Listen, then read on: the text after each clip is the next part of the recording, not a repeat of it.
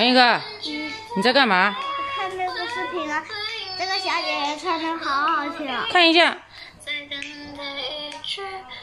哦，这个小姐姐很出名的，叫不正经的修笑。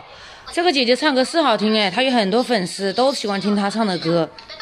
我也想像她一样唱的好听。你也想像她一样唱的这么好听啊？那你想不想挑战下她？你前段时间不是也听了这首《想见你》的歌吗？你也来唱一遍，好不好？你也有粉丝啊，你也可以唱给你的粉丝听。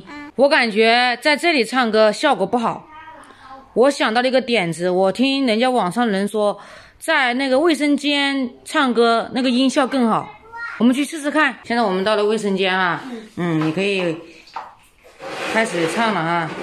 想见你，只想见你，未来过去，我只想见你。穿越了千个万个世界线，人海里相遇，用尽了逻辑心机，推理爱情最难解的谜。会不会你也和我一样，在等待一句我愿意？不错。我们向这个不正经的修笑小姐姐发起挑战来，对不对？姑姑也来挑战一个，我也来唱一遍。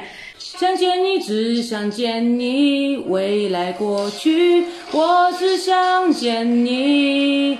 穿越了千个万个时间线里，人海里相依，用尽了逻辑心机，推理爱情最难解的谜。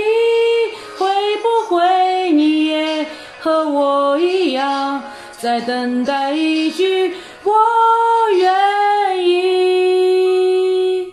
大家觉得是杨一科的挑战成功，还是我的挑战成功呢？欢迎在下方评论。我们这期视频就到这里啦，喜欢我的视频别忘了点赞哦。